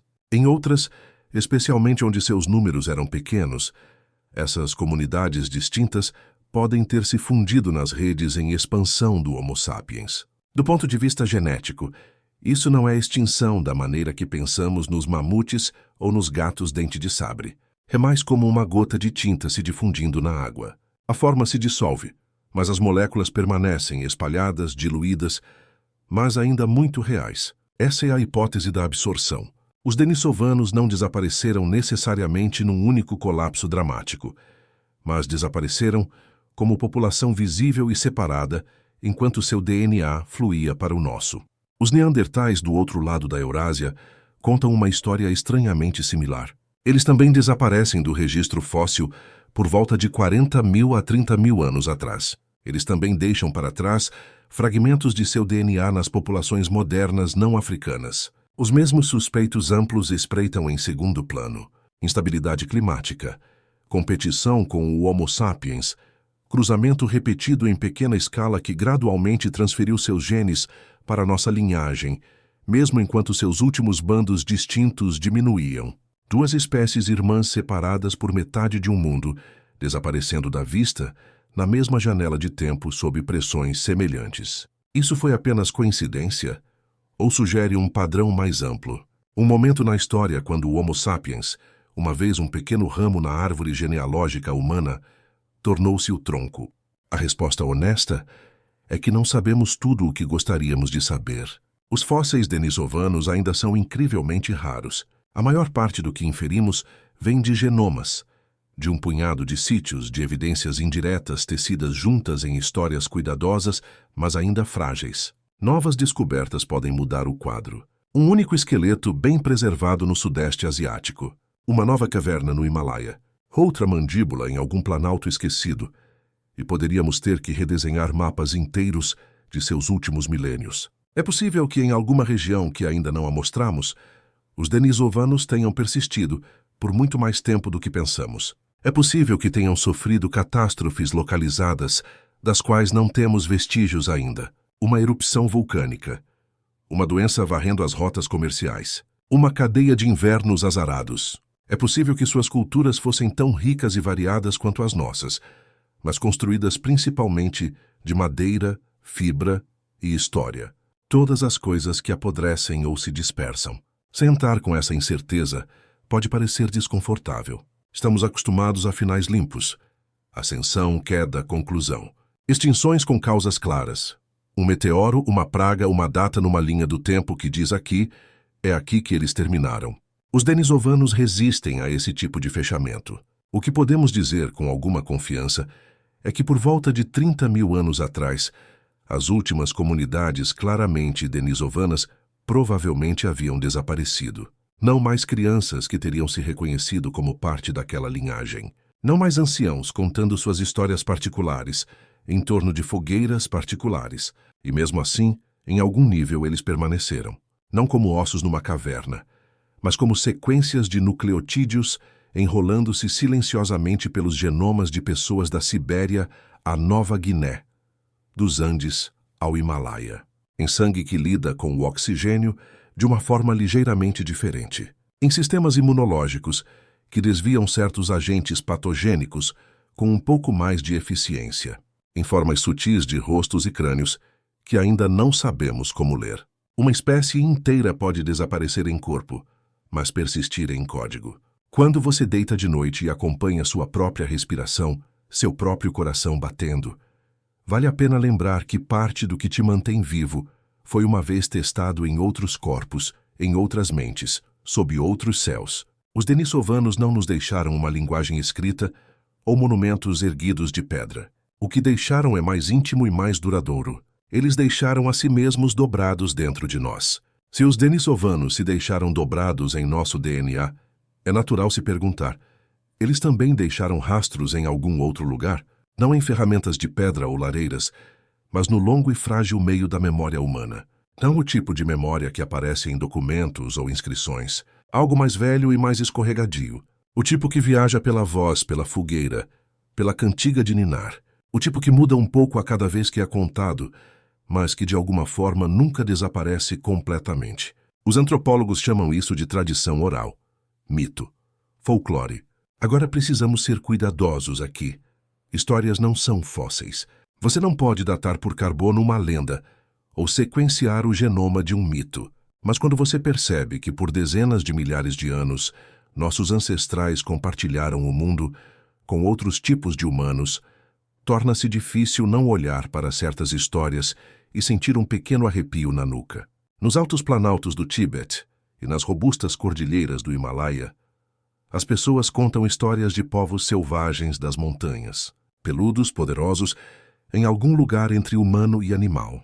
Não são exatamente monstros, não são exatamente espíritos, não são exatamente pessoas. Às vezes são perigosos, às vezes apenas esquivos. Vivem onde os humanos não pertencem completamente. No ar fino, na neve profunda, em lugares onde a sobrevivência parece um desafio. O Yeti, o Migoi, os homens selvagens das neves. Longe ao norte, pela Mongólia e pela Sibéria, há histórias de seres florestais e pessoas das montanhas, solitários ou em pequenos grupos, grandes, fortes, tímidos. Às vezes roubam comida, às vezes roubam noivas ou crianças. Às vezes ensinam segredos como onde encontrar água ou como sobreviver a um mau inverno. Nas selvas do Sudeste Asiático, o padrão se repete. Espíritos florestais, homenzinhos, homens peludos que vivem logo além dos últimos campos, que são habilidosos com armadilhas e desaparecem quando você tenta segui-los, frequentemente descritos como quase humanos. Não exatamente nós, mas não totalmente outros. Essas são memórias dos denisovanos. Provavelmente não em nenhum sentido literal direto. A lacuna é grande demais. Estamos falando de encontros que, se aconteceram, ocorreram há dezenas de milhares de anos. As tradições orais são poderosas, mas não são gravadores. Elas mudam à medida que as culturas mudam. As línguas se transformam, as religiões surgem e caem. É mais provável que essas figuras sejam o que os humanos sempre criam quando confrontados com a natureza selvagem. Nós populamos as margens de nossos mapas com seres que incorporam nossos medos e desejos. O homem selvagem, a mulher da floresta, o gigante da montanha. Eles substituem tudo o que não é domesticado, não está totalmente sob nosso controle. E ainda há uma estranha ressonância quando você coloca essas histórias contra o mapa genético. Em muitas das mesmas regiões onde circulam histórias de pessoas selvagens de montanha ou de floresta, o Tibete, o Himalaia, partes do Sudeste Asiático continental e insular, as populações modernas carregam alguns dos níveis mais altos conhecidos de ancestralidade denisovana. As pessoas que contam as histórias são, num silencioso sentido genético, descendentes desses outros. Coincidência quase certamente ao nível literal, mas ao nível simbólico, é difícil não sentir que algo está acontecendo. Uma espécie de reconhecimento inconsciente de que nosso passado não era solitário, que havia outros olhos no escuro, outras mãos moldando as mesmas paisagens, que a fronteira entre nós e não nós nunca foi tão clara quanto pretendemos. Numa pequena ilha da Indonésia, a especulação fica mais nítida. A ilha é Flores. A espécie é o Homo floresiensis, o chamado hobbit, com seu corpo minúsculo e seu cérebro pequeno, mas ferramentas de pedra estranhamente avançadas. Eles viveram lá até talvez 50 mil anos atrás, talvez ainda mais recentemente, dependendo de como você interpreta as evidências. As pessoas de Flores têm uma história sobre pequenos seres peludos que costumavam viver nas florestas profundas. Eles os chamavam de Ebugogo. De acordo com relatos locais coletados em séculos recentes, os Ebugogo tinham aproximadamente 1 metro de altura, andavam eretos. Podiam falar, mas sua linguagem era estranha, mais como murmúrio ou tagarelice do que fala adequada. Roubavam comida, especialmente de jardins. Eram habilidosos em sobreviver, mas não muito inteligentes em outros aspectos.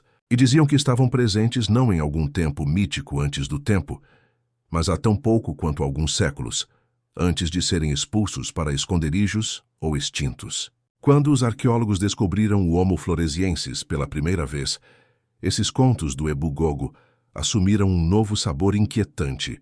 Aqui estava uma espécie humana de corpo pequeno, realmente conhecida pelo solo sob a ilha, cujos últimos fósseis não eram impossivelmente antigos. Aqui estavam histórias detalhadas, preservadas pelas pessoas locais, sobre moradores florestais de corpo pequeno e quase humanos na mesma ilha. Isso é prova de que as tradições orais podem preservar a memória de outra espécie humana? Não, a conexão é tentadora, mas contestada. Os fósseis e os contos populares não se alinham de forma limpa o suficiente no tempo para satisfazer a todos. Muitos estudiosos apontam que histórias de pequenas pessoas florestais existem em muitas culturas que nunca viveram ao lado de outra espécie humana. Mas mesmo que o Ebugogo não seja uma memória direta do Homo floresiensis, ele nos lembra algo importante. A mente humana está muito disposta a imaginar vizinhos que são quase, mas não exatamente como nós. E durante grande parte de nossa história profunda, esses vizinhos não eram imaginários. Denisovanos, neandertais, hobbits em flores. Nossa linhagem não subiu uma escada sozinha. Cresceu num matagal emaranhada com outros. Nós tocamos, negociamos, lutamos, amamos e tivemos filhos cruzando as linhas entre espécies. Os mitos das pessoas selvagens na beira do mundo podem não ser fotografias desses encontros, mas parecem um eco da paisagem emocional que eles criaram. Por muito tempo, muitos cientistas e filósofos preferiram uma história diferente. O Homo sapiens como uma linhagem pura e separada, uma espécie que surgiu, se aperfeiçoou e então simplesmente substituiu seus primos. Linhas limpas, categorias claras. O DNA denisovano nos humanos modernos destruiu essa simplicidade. Não somos uma espécie pura, somos um mosaico. Pedaços de diferentes linhagens humanas, em camadas e entrelaçados. Fragmentos de Neandertal ajudando a moldar aspectos de nossa pele e sistemas imunológicos. Segmentos denisovanos afinando nosso sangue para o ar fino ou mudando como respondemos a certos agentes patogênicos. Essa percepção carrega um peso filosófico silencioso. Quando você olha para uma multidão de pessoas, não está olhando para os sobreviventes triunfantes de uma única linha ininterrupta. Está olhando para o arquivo vivo de um elenco inteiro de humanos, a maioria de cujos ramos distintos desapareceu como culturas, mas não como código. O que isso significa para a forma como pensamos sobre nós e eles? Se nossos próprios corpos já são misturas, se o humano moderno é uma mistura de espécies passadas, então a ideia de separação limpa começa a parecer fina. As fronteiras que traçamos entre grupos, entre populações, entre tipos de pessoas, são reveladas pelo que são, recentes, superficiais, sobrepostas a algo muito mais antigo e mais entrelaçado. Para alguns, saber que carregam DNA denisovano é apenas uma nota de rodapé interessante num relatório de ancestralidade. Para outros, pousa mais profundamente, convida uma sensação de continuidade com mundos desaparecidos. O conhecimento de que sua capacidade de ficar num passe Himalaia, ou caminhar por uma selva melanésia, ou combater um determinado vírus, foi parcialmente moldada por pessoas que não se teriam chamado sapiens. Isso pode mudar a forma como pensamos sobre a extinção em si. Se uma espécie pode desaparecer culturalmente enquanto sobrevive geneticamente, o que exatamente estamos perdendo quando um ramo da árvore cai? E o que podemos estar apagando sem saber enquanto nossa própria espécie continua remodelando o planeta? Essas são grandes questões e não têm respostas simples. Mas todas fluem da mesma fonte surpreendente, alguns fragmentos de osso numa caverna siberiana e o código antigo extraído deles. Quanto mais aprendemos sobre os denisovanos, mais eles nos pressionam a reimaginar o que significa ser humano. Não como uma figura solitária num pedestal, mas como um coro, uma mistura de vozes, algumas das quais não podemos mais ouvir diretamente. Para ouvir com mais clareza, precisamos continuar buscando. Por muito tempo, a regra na paleoantropologia era simples: sem ossos, sem história. Você precisava de um crânio, um dente, um fragmento de maxilar, algo que você pudesse segurar, medir, nomear. Os denisovanos começaram a minar essa regra desde o início. Um fragmento de dedo, um dente, quase nada. E mesmo assim, desse quase nada, uma população inteira escondida emergiu. Agora as ferramentas estão mudando novamente. Nos últimos anos, Os cientistas aprenderam a procurar não apenas nos ossos de uma caverna, mas na sujeira entre eles, a poeira no chão, os sedimentos finos que se comprimiram em fendas na rocha. Dentro desses grãos de poeira estão fragmentos microscópicos de DNA, moléculas derramadas em flocos de pele, em gotículas de sangue, na decomposição de fezes e urina, muito depois de os ossos terem se desintegrado. Esses fragmentos podem persistir, agarrando-se às superfícies minerais, protegidos da luz solar e dos micróbios. Isso é chamado de DNA ambiental, eDNA. Em lugares como a caverna Denisova, os pesquisadores agora tomam colheradas de sedimento de diferentes camadas e extraem qualquer material genético que possam encontrar. Eles não sabem de antemão o que vai aparecer. Pode ser lobo, urso das cavernas, bisão, hiena ou pode ser humano. Em algumas camadas sem ossos humanos visíveis, o eDNA revelou uma presença silenciosa, neandertal, denisovano, às vezes ambos. É como se a própria caverna se tornasse uma espécie de censo temporal, capturando quais espécies passaram ao longo de dezenas de milhares de anos. As implicações são enormes. Há cavernas por toda a Eurásia, com ferramentas de pedra tentadoras, lareiras e ossos de animais com marcas de corte, mas sem fósseis humanos claros. Por décadas, as discussões têm sido acaloradas. Esses foram feitos por neandertais, pelos primeiros Homo sapiens, por algum outro grupo?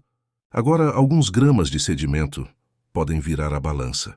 Extraia o DNA, penere as leituras, e você pode encontrar sequências denisovanas entrelaçadas no ruído genético. Não um osso, não um crânio, mas um fantasma molecular dizendo estávamos aqui. Já o eDNA estendeu o alcance conhecido dos denisovanos a cavernas onde nunca foram suspeitados. Cada novo sinal redesenha o mapa, estendendo sua presença mais amplamente pela Ásia em períodos de tempo que não pareciam pertencer a eles antes. Se os denisovanos podem ser encontrados na poeira, então qualquer caverna ou abrigo rochoso, não perturbado em qualquer lugar da Sibéria à Indonésia, se torna um arquivo potencial. Um lugar onde a ausência de ossos não significa mais ausência de pessoas. Mas mesmo assim os ossos importam. Até agora, quase todos os nossos fósseis denisovanos confirmados vêm de um lugar, a caverna Denisova, nos Montes Altai. Um dente aqui, um fragmento de maxilar ali, suficiente para ancorar um genoma, mas não suficiente para mostrar como era um corpo inteiro ou quanta variação havia entre as populações denisovanas. A genética nos diz com muita clareza que os denisovanos devem ter vivido muito além desta única caverna siberiana.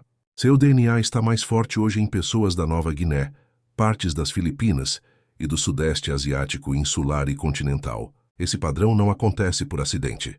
Se as populações modernas na Oceania carregam até 5% de ancestralidade denisovana, então há muito tempo, grupos reais de denisovanos devem ter vivido, caçado, cozinhado e dormido em algum lugar naquela região. Devem ter deixado ossos em cavernas, dentes em sedimentos de rios, pegadas em lama que se tornou pedra. Nós simplesmente ainda não os encontramos. Ou mais perturbador, os encontramos, mas não os reconhecemos pelo que são. Há fósseis espalhados pela China, Indonésia e outras partes da Ásia que não se encaixam perfeitamente nas categorias de Neandertal ou de humano moderno. Por anos, receberam nomes locais, foram debatidos e arquivados sob arcaico e deixados em gavetas de museus. Agora, os pesquisadores estão voltando a esses ossos ambíguos com novas técnicas. Às vezes não há DNA extraível restante. O clima é muito quente, os fósseis muito velhos, as moléculas muito quebradas. O DNA antigo decai como um fio se desfazendo. Mas as proteínas sobrevivem mais. Os tecidos duros em ossos e dentes estão cheios de proteínas duráveis, especialmente colágeno. Suas sequências de aminoácidos diferem ligeiramente de espécie para espécie. A paleoproteômica, o estudo de proteínas antigas, permite aos cientistas moer uma pequena amostra de um dente ou osso, rodá-la através de um espectrômetro de massa e reconstruir essas sequências. Mesmo quando o DNA desapareceu além da recuperação, as proteínas ainda podem às vezes sussurrar um nome. Já essa abordagem foi usada para identificar material neandertal, onde o DNA havia desaparecido, e para sugerir afinidades denisovanas para certos fósseis asiáticos. Com o tempo, pode revelar denisovanos em lugares onde ninguém pensou em procurar, escondidos em coleções reunidas décadas atrás. Um maxilar de uma caverna na China, um dente de uma colina de calcário no Laos, um fragmento de uma margem de rio em Bornéu. Cada um, quando testado, pode mudar de humano arcaico misterioso para denisovano confirmado. E mesmo enquanto perseguimos os denisovanos nas rochas e na poeira, outra fronteira está se desdobrando nas moléculas dentro das pessoas vivas. O primeiro genoma denisovano foi impressionante, mas foi apenas o começo. À medida que mais genomas modernos são sequenciados de todo o mundo, especialmente de regiões subrepresentadas, padrões estranhos continuam surgindo. Segmentos de DNA que parecem antigos, mas não combinam com neandertais nem com denisovanos. Às vezes, esses são chamados de linhagens fantasmas. Eles representam populações humanas arcaicas, que devem ter existido, se cruzado e deixado descendentes, mas cujos ossos até agora não identificamos ou cujo DNA ainda não sequenciamos a partir de fósseis. Alguns desses sinais fantasmas aparecem em populações africanas, onde o registro fóssil é rico, mas o registro de DNA antigo é escasso. Outros aparecem em partes da Ásia, aninhados dentro de sequências semelhantes às dos denisovanos, mas distintas dos genomas denisovanos que conhecemos. É possível que o que chamamos de denisovanos não fosse um grupo uniforme, mas todo um conjunto de populações relacionadas, espalhadas por um continente, misturando e se separando ao longo de centenas de milhares de anos. Alguns ramos podem ter se cruzado mais com os neandertais, outros com os primeiros Homo sapiens, outros com vizinhos arcaicos ainda desconhecidos. Do nosso ponto de vista hoje, com apenas alguns genomas antigos em mãos, essas linhagens se confundem no que rotulamos de denisovano. À medida que mais dados chegam, essa confusão pode se resolver em múltiplas populações nomeadas, ou até em novas espécies. A árvore genealógica humana, uma vez desenhada como um tronco simples e alguns ramos laterais, agora parece mais como uma vegetação densa, torcendo, recombinando, voltando sobre si mesma. Em algum lugar nesse emaranhado, a ancestralidade denisovana se enfia como uma videira persistente, cruzando de galho em galho. E enquanto isso, as cavernas esperam. Pelas montanhas da Ásia Central, as paisagens kársticas do sul da China, as ilhas de calcário do sudeste asiático e as cristas vulcânicas da Indonésia, há milhares de cavernas que nunca foram sistematicamente exploradas. Muitas são difíceis de alcançar, politicamente instáveis ou simplesmente ignoradas. Algumas podem conter algumas ferramentas de pedra, um punhado de ossos de animais, nada obviamente espetacular, mas um fragmento de osso de dedo, um dente de criança, uma camada de sedimento rica em eDNA. Isso é tudo o que seria necessário para ancorar um novo sítio denisovano. Imagine uma caverna de montanha em Papua Nova Guiné, escura e fresca, guardando um registro de visitas de humanos arcaicos e dos primeiros Homo sapiens ao longo de dezenas de milênios. Imagine um abrigo de penhasco costeiro nas Filipinas, onde o DNA denisovano nos sedimentos se sobrepõe no tempo com os restos de humanos modernos chegando de barco. Imagine uma câmara de calcário no interior de Bornéu, ou Sulawesi, onde pinturas de animais e símbolos abstratos brilham fracamente nas paredes. E abaixo delas, na sujeira, as assinaturas genéticas de pessoas que não são exatamente nós. Nada disso é garantido. Algumas cavernas estarão vazias. Algumas camadas estarão perturbadas além do uso. Alguns climas simplesmente terão apagado o que uma vez esteve lá. Mas as possibilidades são reais e estão se multiplicando. Cada novo sítio denisovano descoberto, cada linhagem fantasma rastreada, nos força a uma visão não apenas de sua história, mas da nossa. Um maxilar denisovano no sudeste asiático pode explicar uma variante genética estranha nas populações locais hoje. Um novo genoma arcaico na África pode revelar que o que chamávamos de humanos modernos já eram um mosaico muito antes de deixar aquele continente. 20 anos atrás, a ideia de que um grupo humano desconhecido pudesse ser descoberto primeiro no DNA e só depois, talvez, conectado a ossos, teria soado como ficção científica. Agora é prática padrão. Estamos num momento estranho. Sabemos o suficiente para ver que o passado humano é vastamente mais complexo do que imaginávamos, mas não o suficiente para traçar todos os caminhos com clareza. Os denisovanos ficam no centro dessa incerteza, meio conhecidos, meio escondidos, seu legado piscando entre cavernas e cromossomos. Nas próximas décadas, à medida que as técnicas se afiam e as colaborações se ampliam, seu contorno provavelmente ficará mais claro, não numa única imagem organizada, mas numa tapeçaria regional variada, entrelaçada com a nossa de maneiras que ainda não adivinhamos. E com cada novo fio que adicionamos, a velha história de uma espécie solitária e excepcional, conquistando o mundo, dá lugar a algo mais rico. Uma história de paisagens compartilhadas, vidas sobrepostas e heranças silenciosas que alcançam em cadeias ininterruptas de povos desaparecidos até os corpos daqueles que ouvem agora. Se você traçar essas cadeias ininterruptas longe o suficiente, elas levam a pessoas que não estão mais aqui. Os denisovanos, como espécie distinta e viva, se foram.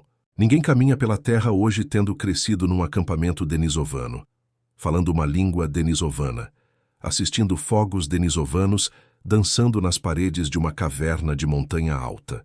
E ainda assim, isso não é o mesmo que dizer que desapareceram.